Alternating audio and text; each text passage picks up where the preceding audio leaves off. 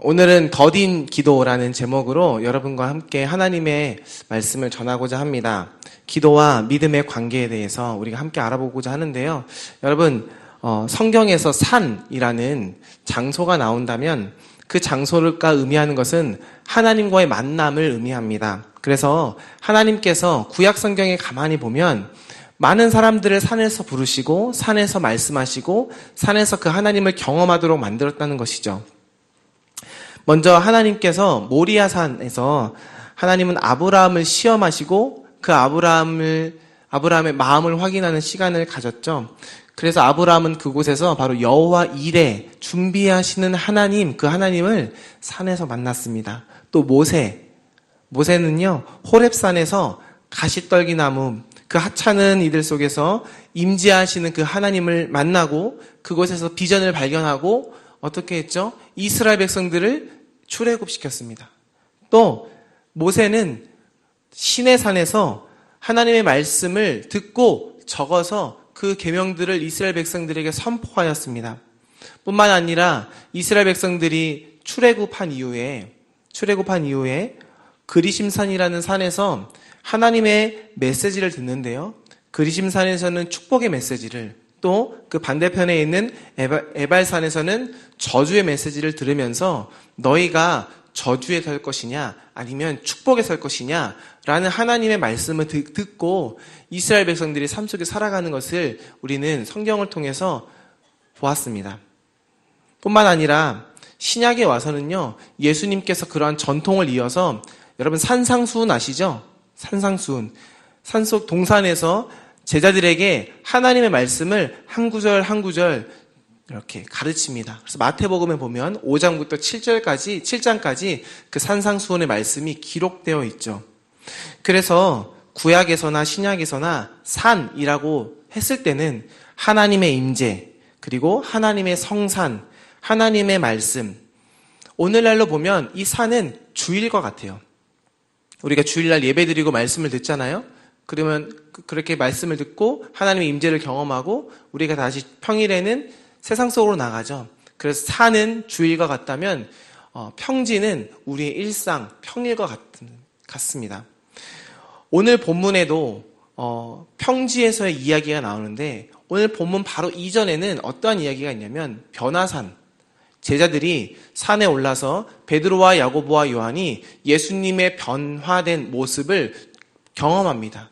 그래서 예수님이 단순히 사람이 아니라 참 하나님의 아들이심을 예수님께서 잠깐 보여주는 그러한 일들을 베드로와 야고보와 요한이 경험하는 내용이 나와요.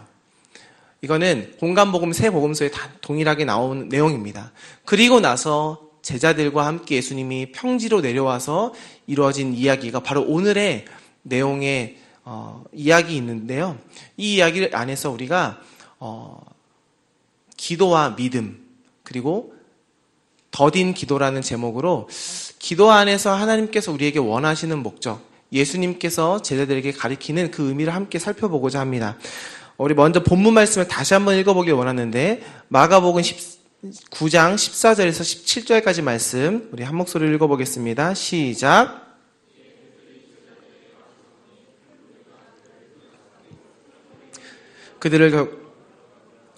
온 무리가 곧 예수를 보고 매우 놀라며 달려와 문안하거늘 예수께서 물으시되 너희가 무엇을 그들과 변론하느냐. 무리 중에 하나가 대답하되 선생님 말 못하게 귀신 들린 내 아들을 선생님께. 아멘. 예수님은요 베드로와 야고보 요한과 같이 산에 올라갔다가 산으로 내려왔습니다. 그런데 그곳에 산에 올라가지 못한 나머지 제자들이 산 밑에서 기다리고 있었던 거예요. 예수님이 내려왔을 때 그 나머지 제자들과 다른 서기관과 함께 변론하는 모습을 보게 됩니다. 그래서 예수님께서 물으셨어요. 너희가 무엇을 변론하고 있느냐? 예수님이 제자들에게 그것을 물었는데요. 제자들이 그것에 대해 대답하지 않고 다른 누군가가 대답을 합니다. 그가 누구냐면 바로 무리 중에 하나라고 합니다.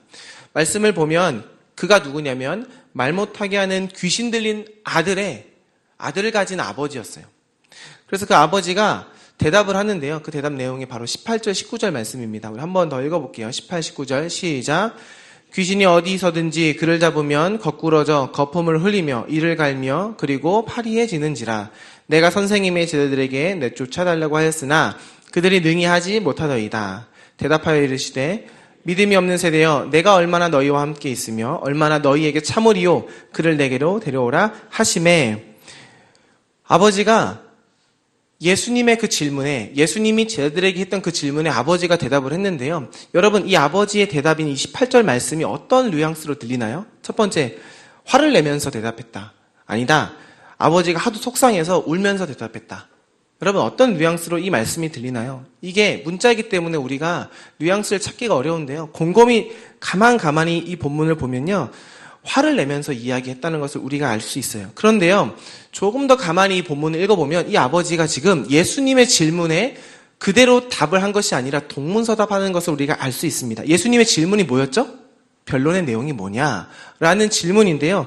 아버지는 지금 무슨 이야기를 답변하고 있냐면, 자기 아들이 지금 귀신에 들렸는데 제자들은 무능력해서 그 귀신을 쫓아내지 못한다라고 이야기하며 제자들의 무능력을 비판하고 있습니다.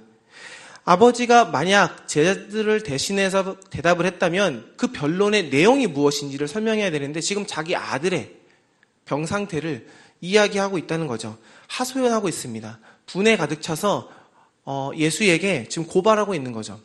예수님이 이를 듣고 답변을 하는데요. 예수님의 답변 또한 참 희한합니다. 이 아버지에 대한 응대를 하지 않고요. 오히려 지금 제자들을 향해서 또 무언가를 이야기하고 있는데요. 보세요. 믿음이 없는 세대요 라고 하는 그 뉘앙스 안에 담겨있는 그 의미는 이미 화를 내고 있다는 것을 우리가 알 수 있죠. 예수님 또한 지금 제자들에게 화를 내고 있습니다. 아버지도 지금 예수님에게 화를 내고 있고 그 이야기를 들은 예수님이 제자들에게 화를 내고 있죠. 괜히 예수님이 지금 제자들에게 아버지에게 당한 그 분풀이를 하고 있는 것일까요? 여러분, 지금 예수님이 어떻게 제자들에게 분풀이하는지 다시 보십시오. 19절에 믿음이 없는 세대여, 내가 얼마나 너희와 함께 있으며 얼마나 너희와 함께 너희에게 참으리요. 그리고 나서 뭐라 그러시죠? 내게로 그를 데려오라. 여기서 그는 아이예요. 아이. 그 아버지의 아이를 데리고 오라고 합니다. 그러면서 지금 이 아이에 대해서 예수님이 주목하고 있는 것을 우리가 볼 수 있어요. 제자들에게는 지금 무언가 분이 난 상태에서 잘못을 지적하는 동시에 예수님의 시선은 지금 어디를 향하고 있냐면 아이를 향하고 있는데요. 그 아이가 어떤 상태에 있는지 여러분, 지금 아버지가 이미 이야기했습니다. 많은 학자들이 이 아이의 상태를 진단하고 뭐라 그러냐면 이 아이의 증세는 간질병이라 그래요. 오늘날 의학적으로 본다면. 하지만 당시에는 간질병이 의학적으로 증명되지 않았기 때문에 사람들은 무엇이라고 했냐면 귀신 들린 아이라고 이야기했습니다. 맞아요. 간질이라는 증세가 사실은 갑자기 생기는 경우도 있습니다. 그래서 어떤 원인으로 이것이 생긴지 몰랐다는 것을 우리는 오늘날 의학적으로는 알 수 있지만 당시 사람들은 이것이 귀신 들림으로 이해할 수밖에 없었다는 거죠. 그래서 예수님은 이 아이를 데려오라고 하고 본문 내용을 쭉 보면 예수님은 이 아이를 치료해 주십니다. 그러면서 본문의 내용이 끝나는데요. 저는 오늘 이 본문을 마가복음이잖아요. 이 마가복음을 쓴 마가의 입장에서 한 번 더 재구성해보고자 합니다. 그래서 다른 각도로 좀 보고자 하는데요. 여러분, 복음은 뭔가요? 복음은요, 한 개인에게 선포되는 메시지이기도 하지만 복음은요, 당시 사회와 시대를 넘어서서 오늘날까지도 의미가 있고 메시지에 힘이 있고 능력이 있는 복음, 그것이 바로 하나님 말씀이잖아요. 여러분, 그렇기 때문에 이 복음이 전파되는 이 마가복음이 오늘날 우리에게 다른 각도로 이해될 수 있다는 것을 가정하고 오늘 본문을 한번 봅시다. 여러분, 아이라 하면 어떤 생각이 떠오르나요? 미성년자죠. 그죠? 성인이 아닌, 성년이 아닌 미성년자. 오늘날 미성년자라고 하면 어떤 의미가 있냐면 판단 능력이 불완전한 사람이라는 의미를 가지고 있습니다. 우리 아이들. 그래서 아이는요, 이 세상의 구조와 교육과 환경 아래에서 절대적으로 영향을 받고 있는 존재예요. 자기 스스로 그 환경을 극복하지 못하고 그 영향 아래에서 주어지는 것대로 받고 살아가는 존재, 그가 바로 아이라는 거죠. 여러분, 당시 2000년 전에 초대 기독교가 바로 이 아이와 같은 불완전한 공동체였다는 것을 아십니까? 예수를 믿은지, 예수가 오신지 얼마 되지 않아서 오늘날 같이 교회가 전 세계에 전파된 것이 아니라 예수를 믿는 사람은 극소수였어요. 그리고 교회 공동체가 아직 바로 서지 않은 그 초대교회, 그 초대교회가 바로 이 아이와 같은 상황이라는 거죠. 그래서 마가는요, 그러한 예수 공동체를 향해서 오늘날 복음의 메시지를 전하고 있는 겁니다. 그 복음의 메시지가 오늘날 우리에게도 전해진다면 이 본문은 오늘날 우리 공동체의 불완전한 모습 속에서 전해지는 복음의 메시지가 아닐까라는 거죠. 그래서 오늘 이것을 가정한 상태에서 우리가 본문 말씀을 보면 이 아이와 아버지가 바로 우리의 모습, 우리 안에 드러나는 이 아이의 모습은 무엇이고 아버지의 모습은 없는지 한번 가정하면서 이 본문의 이야기 속으로 들어가고 보고 싶습니다. 그럼 다시 한번 물어볼게요. 여러분, 이 아이의 상태가 어떤 상태일까요? 본문 18절 말씀을 보십시오. 이 아이는 지금 거꾸로 져 있다고 합니다. 헬라어로 보면 레소라는 용어인데요. 이 의미는 찢어놓다, 갈갈이 찢기다라는 말이에요. 여러분, 이 아이의 심장이 지금 갈갈이 찢겨지고 있는 상태에 있다는 거죠. 또 그 입에 거품을 물고 있다고 합니다. 여러분, 이것이 단지 병으로만 생각하지 말고요. 여러분, 어떨 때 우리가 거품을 무나요? 어떨 때 우리가 입에 거품을 물어요? 네, 화가 날 때, 열받을 때, 억울할 때, 그럴 때 우리가 입에 거품 물고 대든다고 하잖아요. 그죠? 또 이 아이가 지금 이를 간다고 합니다. 우리가 또 언제 이를 갈죠? 억울하고 열받고 정말 마음이 답답하고 그럴 때 이를 갈잖아요. 그 이를 가는 그 모습, 이 아이가 지금 그러면 어떠한 상태인가요? 화가 가득 찬 상태. 그죠? 어떠한 이유인지 모르겠지만 화가 내면에 가득 차서 지금 폭발 직전에 있는 거예요. 그래서 그 순간 자기도 주체할 수 없는 그런 감정에 자기 이성이 붙들릴 때 폭발해 버리는 거죠. 간질과 같은 증세가 나타나는 거예요. 누구에게요? 이 아이에게. 지금 이 아이는 당시의 마가 공동체가 얼마나 큰 억압과 핍박 속에 있는지를 대변하고 있는 것입니다. 그리고 이 아이는 오늘날 우리 세대, 우리 청년들, 우리 성도님들의 삶 속에서의 그러한 답답함과 억눌림과 분노들이 얼마나 큰지를 대변하고 있는 건 아닐까요? 여러분, 그러면 누가 이 아이를 이렇게 만들었을까라는 거죠. 우리 20절 말씀에서 22절 말씀 한번 읽어보겠습니다. 20절 시작. 이에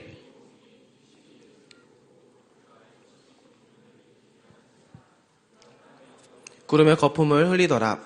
예수께서 그 아버지에게 물으시되 언제부터 이렇게 되었느냐 하시니 이르되 어릴 때부터이니이다. 귀신이 그를 죽이려고 불과 물에 자주 그러나 무엇을 하실 수 있거든 우리를 불쌍히 여기사 도와주소서.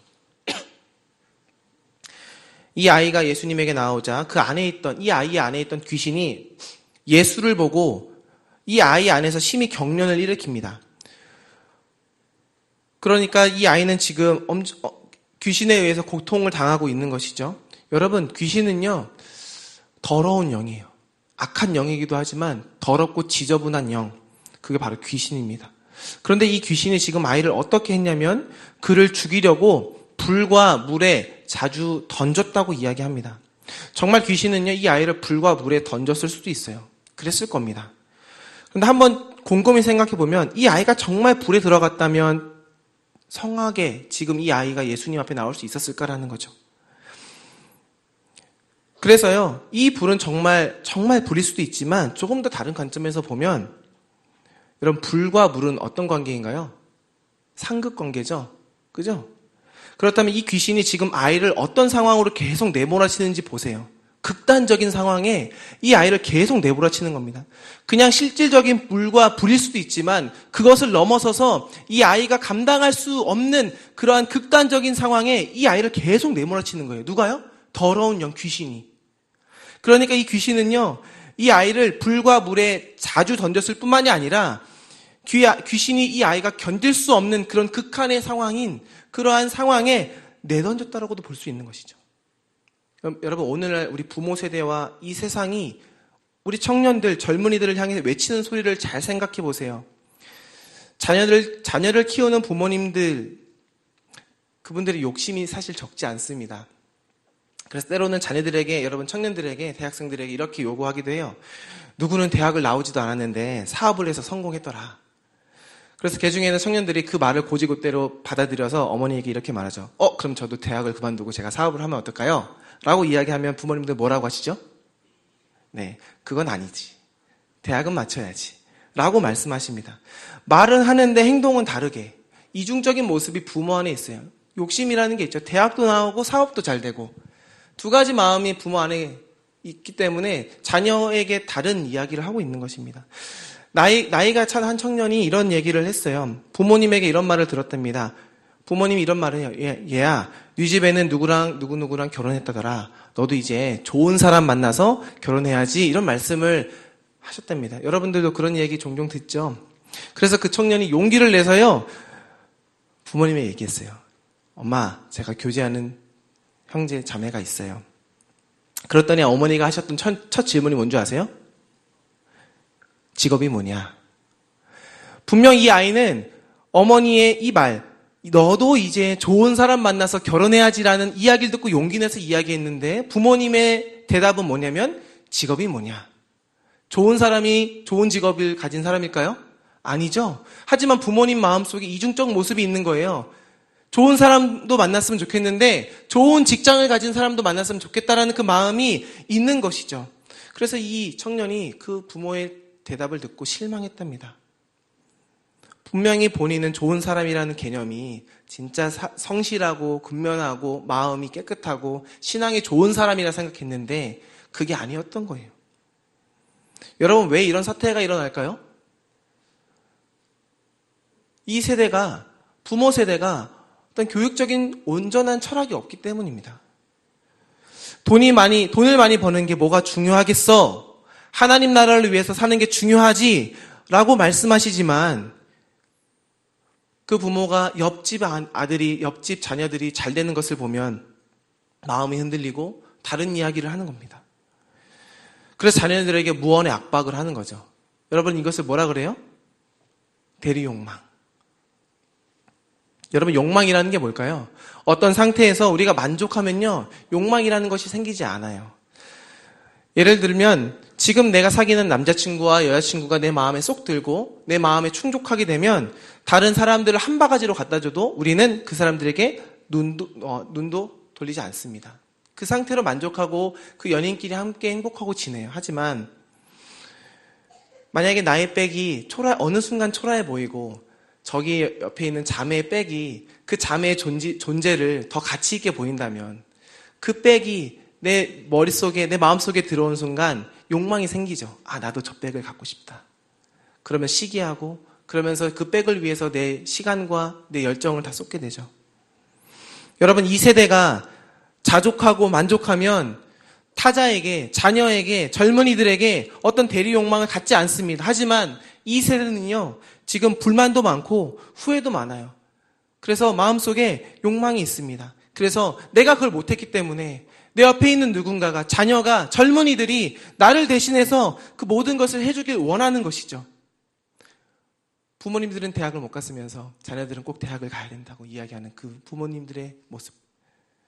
어른들은 책 한 권 읽지 않으면서 매일매일 드라마 보며 거기서 자신들의 욕구를 충족하며 있지만 자녀들에게는 야, 너는 책을 읽어야 된다. 책을 봐야 된다. 이야기하는 그 부모들의 모습을 보면 참으로 안타깝습니다. 대리만족을 하고 싶은 것이죠. 이렇게 어른 세대가, 또 이 세대가 스스로 말과 행동이 분열되어 있는 이유는 뭘까요? 바로 그 안에 바른 가치관과 세계관과 건강한 인생 철학과 바른 신앙관이 없기 때문입니다. 그 상황 속에서 자녀들이, 그런 상황 속에서 오늘날 청년들이 어떻게 그러한 어른들 세대, 이 세상의 그 욕구의 욕망을 이겨낼 수 있을까요? 지금 세대는 신자유주의라고 하잖아요. 무한경쟁, 여러분 귀 속에 너무나 닳게도 들었죠? 신자유주의에서 가장 중요한 게 뭐예요? 자본, 돈이에요. 그러한 세상 속에서 우리는 어떻게 살고 있나요?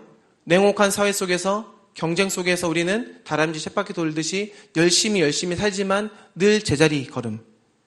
그러다 보니 우리가 어떻게 보여요?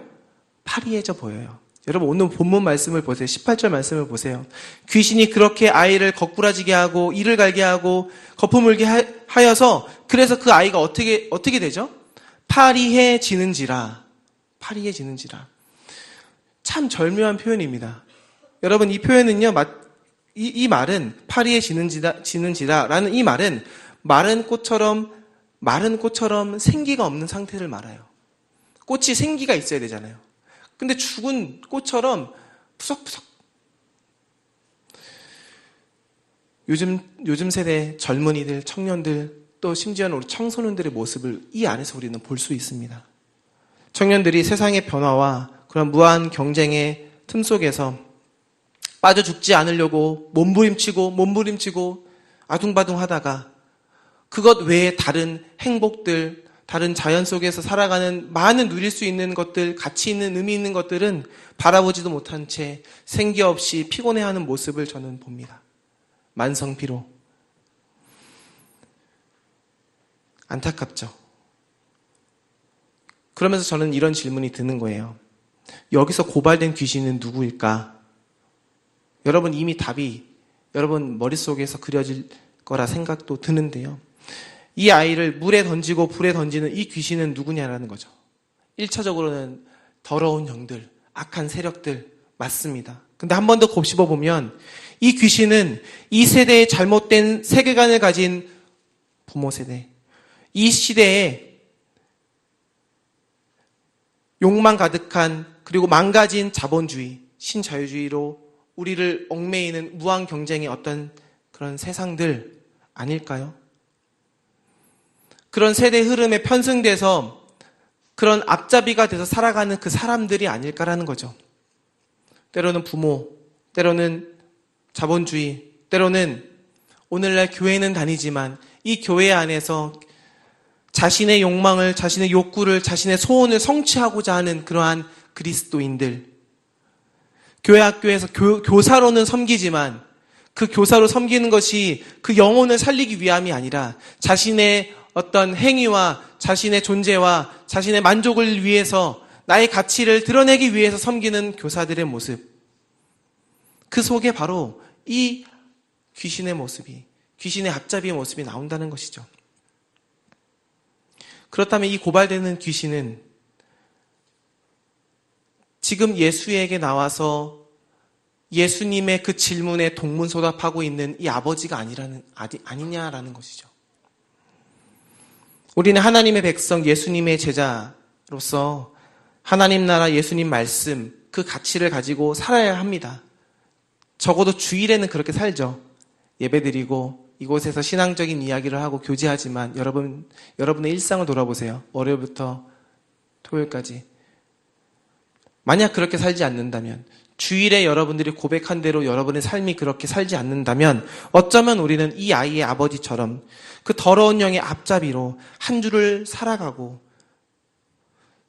이 아이와 같은 존재가 내 옆에 있다면 그 아이를 물과 불에 던지게 하는 존재로서 살아가는 것은 아닌가라는 거죠. 예수님은 바로 그런 이 아버지의 상태를 지금 지켜보고 있는 거예요. 여러분 22절 말씀을 보세요. 귀신이 그를 죽이려고 불과 불에 자주 던졌나이다. 그러나 무엇을 하실 수 있거든 우리를 불쌍히 여기사 도와주옵소서. 아버지가 예수님에게 이야기한 것입니다. 아버지가 뭐라 그랬죠? 무엇을 하실 수 있거든. 여러분 이건 가정법이에요. 가정법. 하실 수 있다면 해보라는 거죠. 아버지가 지금 예수님을 비꼬는 겁니다. 비아냥거리는 거예요. 제자들도 못했는데 당신이 한번 해보시오 라는 것입니다. 그런 그에게 23절에 예수님 말씀하십니다. 23절 한번 읽어볼까요? 시작. 예수께서 이르시되 아멘.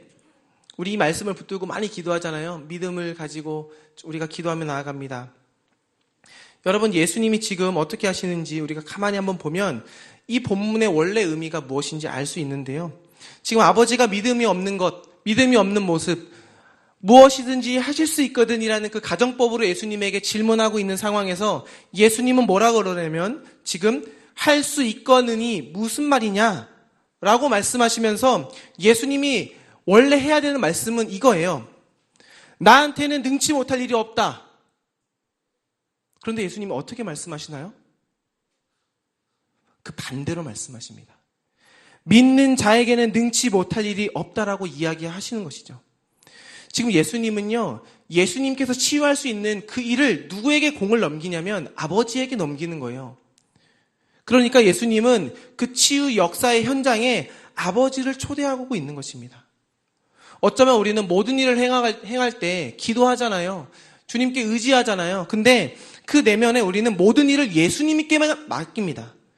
그렇게 우리는 모든 믿음을 주님에게 맡긴 채 나는 믿음 없이 살아간다는 것이죠. 누군가는 하겠지. 아니, 예수님은 하시겠지. 예수님에게 능력이 있으니까. 하지만 우리는 하지 않는 그 모습. 이중적인 모습. 그런데요, 예수님은요, 바로 우리가 하길 원하십니다.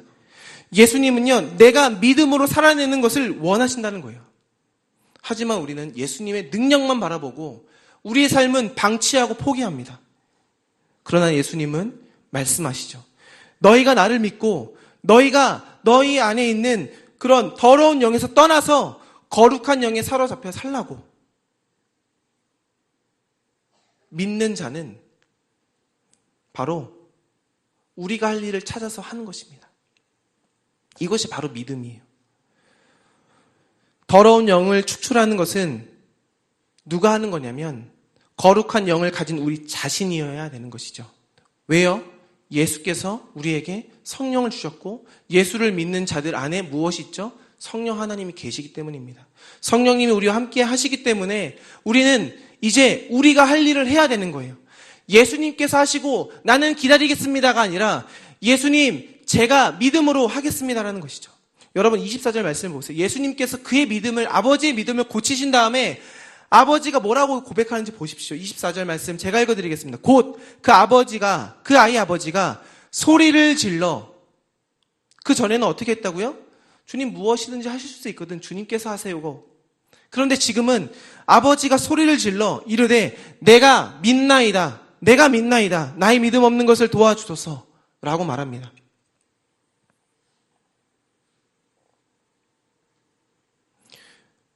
여러분 이 아버지의 믿음이 어떻게 생겼을까요? 오늘 설교의 결론이 바로 이 답입니다. 28절 29절 말씀에 보면 제자들이 모든 사건이 끝난 다음에 예수님께 찾아와서 묻습니다. 주님 왜 우리는 못했나요? 라고 물어요. 그러자 예수님께서 말씀하시죠. 기도밖에는 없다. 갑자기 예수님께서 기도라는 이야기를 합니다. 믿음에 관한 그런 이 사건 속에서 예수님께서 기도라는 단 한 단어를 내던져요. 그러면서 예수님께서는 제자들에게 능력 있는 기도가 무엇과 같은지 지금 설명하고 있는 겁니다. 여러분 능력 있는 기도가 뭐죠? 능력이 나가는 기도가 뭐죠? 말씀에 기도 외에 다른 것으로는 이런 종류가 나갈 수 없다라는 그 말씀은 기도에는 능력 있는 기도가 있고 능력 없는 기도가 있다라는 것이잖아요. 여러분 능력 있는 기도가 뭐예요? 열광적으로 기도하는 것이 능력 있는 기도일까요? 아니면 큰 소리로 외치는 것? 아니면 오랜 시간 동안 기도하는 것? 맞습니다. 하지만 오늘 본문에서는요, 무엇을 이야기하냐면 다른 이야기를 하고 있어요. 우리는 기도할 때 구하는 것이 있어서 구할 바를 주님 해결해 주십시오. 주님께 맡깁니다. 그래서 우리가 문제가 생기면 기도하고 힘든 일이 생길 때 기도하고 어려운 일이 있을 때 기도하잖아요. 그런데 그것은 지금까지 아버지가 했던 기도라는 거예요. 다시 말하면 능력 없는 기도라는 거예요. 구할 게 있어서 구하는 기도는 아버지가 했던 기도, 능력이 없는 기도라는 겁니다. 하지만 예수님께서는 능력 있는 기도에 대해서 지금 설명하고 있는데요. 그것은 뭐냐면 한번 따라해 볼까요? 내가 변하는 기도. 능력 있는 기도는 내가 변하는 기도입니다. 아버지가 그전에는 가정법으로 물었는데 지금은 주님, 내가 믿나이다. 그래서 기도는요. 기도하는 과정 속에 기도하는 과정 중에 무언가 할 힘을 내 스스로 얻는 거예요. 내 뜻은 이건데 하나님의 뜻이 저거라면 그 하나님의 뜻과 하나 되어 보겠습니다. 그 하나님의 뜻을 내 마음속에 한번 품어 보겠습니다. 내 뜻은 좋은 성적, 좋은 남자친구, 좋은 여자친구, 좋은 취업, 좋은 직장. 그런데 하나님의 뜻이 그것이 아니라 하나님의 나라가 이 땅에 펼쳐지는 것이라면 그 하나님의 뜻을 내가 한번 추구해 보겠습니다. 주체가 누구예요? 나예요, 나. 이렇게 기도하면서 나를 변화시켜가는 기도, 이것이 바로 능력이 나가는 기도일 줄로 믿습니다. 그러니 예수님은 지금 능력 있는 기도가 단순히 간구하는 기도가 아니라는 것을 지금 이야기하고 있는 거예요. 그래서 이런 기도는요, 더뎌요. 제가 설교 제목을 더딘 기도라고 했는데 왜 더디냐면 변화의 대상이 바로 나이기 때문입니다. 여러분, 사람이 머리로 아는 것부터 마음으로 오기까지가 가장 멀다고 하잖아요. 여러분, 머리로 너무 많이 알잖아요. 기도가 무엇인지 너무나 많이 알잖아요. 그런데 여러분 삶 속에서 그 기도의 능력이 나갑니까? 왜 안 나가죠? 내가 변하지 않기 때문에. 기도는 하지만 실천하지 않고, 기도는 하지만 몸은 움직이지 않는 내 모습 속에서 어떻게 주님의 능력이 나갑니까? 그러니까 더딘 거예요. 그런데 그 더딘 기도가 바로 능력 있는 기도인 이유는 내가 변하는 그 순간에 그 기도의 능력이 나가고 그 기도를 통해서 이 아버지의 아이가 변했던 것처럼 오늘 우리의 삶 속에서 우리의 삶이 변하고 아버지의 그 변화 과정이 아이의 치료를 낳는 것처럼 나의 변화를 통해서 내 삶이 변한다는 것입니다. 그럼 말씀을 정리할게요. 아이를 사로잡았던 귀신, 그 더러운 영이 떠날 수 있었던 이유는 바로 그 아이의 아버지가 변화되었기 때문입니다. 그는 예수님과의 대화 속에서 이 변화를 경험하게 되죠. 예수님의 말씀을 듣고 그 말씀에 자신의 마음을 둡니다. 그 말씀을 자신의 생각과 일치를 시켜요. 그래서 그는 변했고 그 변화가 아이를 낳게 하는 열쇠가 되었습니다. 더딘 기도는 바로 이런 기도예요. 능력은 예수님에게 있지만 능력이 나가기 위해서는 저와 여러분이 바로 그러한 통로가 되어야 된다는 것입니다. 막힌 호수가 뚫려야 물이 호수를 통해서 밖으로 나가잖아요. 그러듯이 우리의 막힌 모습 때문에, 변화되지 않는 모습 때문에 예수 그리스도의 능력이 나가지 않는 거예요. 우리의 막힌 호수를 뚫으려면 내가 변화되어야 된다는 것이죠. 여러분, 이 과정이 바로 더딘 기도입니다. 마지막으로 제가 이문재 시인의 한 삶의 이야기를 잠깐 나누고 오늘 설교를 마치고자 합니다. 이 시인이요, 어느 날 한 여배우를 만났습니다. 그 여배우가 이런 얘기를 했대요. 기도는요, 무조건 하나님에게 매달리는 겁니다. 저는 그렇게 하나님에게 기도해요. 라고 조언했다는 거예요. 왜냐하면 이분이 기도에 대해서 물었기 때문이죠. 이 여배우의 말인즉슨 인간은 나약한 존재이기 때문에 무조건 하나님에게 요구할 수밖에 없다라는 겁니다. 그러니까 기도는 저 좀 살려주세요. 내 아이를 잘 살게 해주세요. 처럼 단순하게 기도해야 된다는 것이죠. 그렇게 단순하게 기도할수록 기도는 더욱더 강력해지고 그럴수록 하늘을 향하는 능력이 크다라는 겁니다.